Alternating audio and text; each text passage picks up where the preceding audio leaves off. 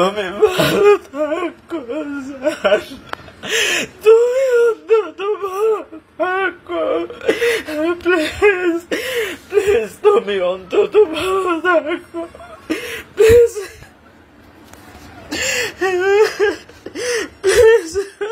জান জান জান, তুমি অন্তত ভালো থাকো। শারীরিক সম্পর্ক নিজের থেকে কেন করলাম না, সেই জন্য সে আমাকে যে মায়ের শুরু করলো, আমাকে তোলার মতো মারছে, সে ঢেল দিয়ে ফেলে দিচ্ছে, তুলছে, আমি অজ্ঞান হয়ে যেতাম, উপর থেকে পানির বোতল পানি ঢালতো, সেলস ফিরে আসতো, আবার মারতো। তার কাছে নিয়ে আমাকে সে ইউজ করতো এবং আমাকে জানি না সে আমার হচ্ছে যে নেকের ছবিও সে তুলতো জোর জবরদস্তি করে। আমি তো তার শক্তির সাথে পারতাম না, নেকের ছবি তুলতো। তো একটা পর্যায়ে আমি যখন আর বলতো এই 2 বছর পর বিয়ে করবো, 1 বছর পর বিয়ে করবো, তারপর বলে 6 মাস পরে বিয়ে করতেছি, তারপর লাস্ট সময় দিল 3 মাস পরে আমি বিয়ে করবো, বিয়ে করে ফেলবো, এসবই বলতো। তো একটা সময় এর আগে সে হচ্ছে যে আমাকে ডিভোর্স দেওয়া হয়েছে আমার হাজব্যান্ডকে, আমাকে দিয়ে বলছে যে মানে এটা বলতো যে আমার তরফ থেকে আগে শেষ করতে হবে। পারিবারিক এবং সামাজিক পরিস্থিতিটা এতটাই ভয়ঙ্কর ছিল, আমার বেঁচে থাকা খুব কঠিন ছিল। উনি আমাকে টাঙ্গাইলে দিয়ে গেছিল একদিন, যেদিন দিয়ে গেল তার একদিন পরে সে টাঙ্গাইলে আবার আসলো। আমি তাকে অনেক না করছি আপনি আইসেন না, সে জোর জবরদস্তি আসবেই বলে। আমি ঘুমের ওষুধ খাইছি, আমি কোনো খাওয়া দাওয়া করি না 2 দিন যাবত, তুমি আমার সাথে টাঙ্গাইল চলে যাবা। তো বলতেছে আমার শারীরিক অবস্থা খুব খারাপ। পরে খাবার নিয়ে যে আমার নিজের হাতে তাকে আমি খাবারগুলো খাওয়াইলাম। খাওয়ানোর পরে তার সাথে আমি শারীরিক সম্পর্ক নিজের থেকে করলাম না, এবং বিয়ের কথা বলা হয়েছে, শারীরিক সম্পর্ক নিজের থেকে কেন করলাম না, সেই জন্য সে আমাকে যে মায়ের শুরু করলো। আমি শুধু মনে মনে বললাম যে আল্লাহ, আমার শেষ সময়, মৃত্যুর সময় আমার বাচ্চা 2টার মুখ আমি দেখলাম না, শুধু এটুকু আমি বললাম। ওই দিন আমার জীবনের শেষ দিন, আমি এটা মেনে নিয়েছিলাম।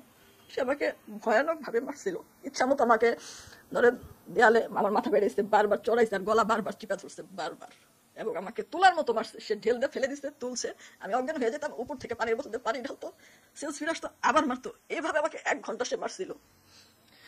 তারপরে একটা সোফা ছিল ওই রিসোর্টের রুমে, সেই সোফার মধ্যে আমাকে ঢেল দিয়ে ফেলে দিছিল, যেখানে আমার কোমরে এখনো সেই ব্যথাটা আছে, আর আমার পুরো শরীর ক্ষত বিক্ষত হয়ে গেছিল, এবং আমার ডান কানটা প্রচন্ড ব্যথা শুরু হলো, বাম কানটা এত বিকট ব্যথা শুরু হলো, আমি চিৎকার করে কান্না করে দিচ্ছি। তখন বলে এই কানবি না, চুপ থাক। একটা সময় আমি বললাম যে তুমি আমাকে এইভাবে মারতেছো কেন, আমার কান প্রচন্ড ব্যথা, মানে তখন ওই মুহূর্তে আমার কানের পর্দাটা ছিঁড়ে গেছে। তারপরে এক সময় আমার হার্টে ব্যথা শুরু হয়, প্রচন্ড ব্যথা শুরু হয়, আমি বুক ধরে মানে কাতরাইতেছি, এক পর্যায়ে অজ্ঞানের মতো পড়ে যেতেছি। তারপর বলে এই তুই এখানে মরলে আমি ফেসে যাবো, চল তোরে হাসপাতালের এখানে ফেলে দিয়ে যাই, এটা বলতেছে। তারপরে সে, আমি অজ্ঞানের মতো পড়ছে, ওই অবস্থায় ও আমার সাথে রেফ করছে, আমাকে রেফ করার পরে তারপরে সে আমাকে তুইলা আবার আমাকে নিচে ঢেলতে ফেলে দিছে। ফেলে দিয়া আমি যখন উঠে দাঁড়িয়ে আমার ফোনটা হাতে নিছি, আমার হাতে একটা লাথি মারছে জোরে, ওর জুতা পরা ছিল, ওইটা জুতা পড়ছে, লাথি মেরে আমার ফোনটা ওই রুমের ওয়ার্ডরোবের চিপায় পড়ে গেল। মানে আমি আমার পরিবারকে কাউকে কল দিতে পারতেছি না। এদিকে আমার ছোট ভাই সমানে কল দিচ্ছে, আমি কোথায় গেছি, বললো যে চল বেরো, তোর বাসার ওইখানে ফেলায় রেখে যাই, এই কথা বলে আমাকে নিয়ে আসলো। তাই না, সারা রাস্তা আমাকে ড্রাইভারের সামনে যাতা গালিগালাজ করছে, রাগারাগি খারাপ ব্যবহার করছে। আমার বিষয়, আমাদের এইসব বিষয় যদি কাউকে জানাও বা কোনো রকম আমার চাকরির কোনো ক্ষতি হয়, আমি এই যে ছবি টবি আছে এগুলো ভাইরাল করে দেবো তোমার আত্মীয় স্বজনের মাধ্যমেই।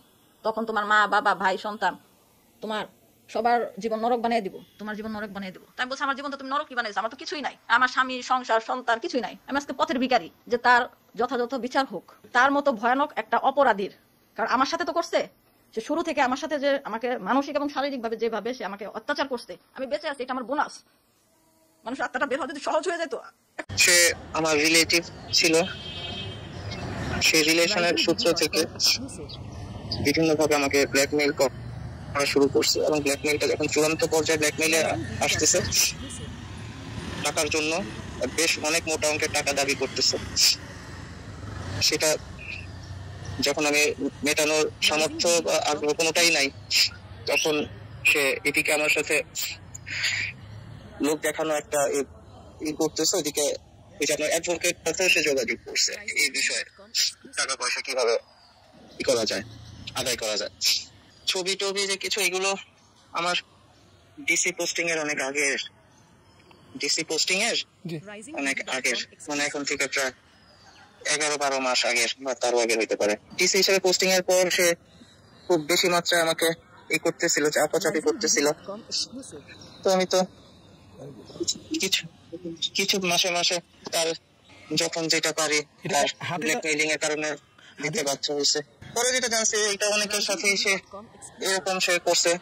তো যাই হোক, আমি তার অ্যাকাউন্টে দিয়েছি, আমি লয়ারের সাথে কথা বলবো যে কাজগুলো সে করলো এইভাবে।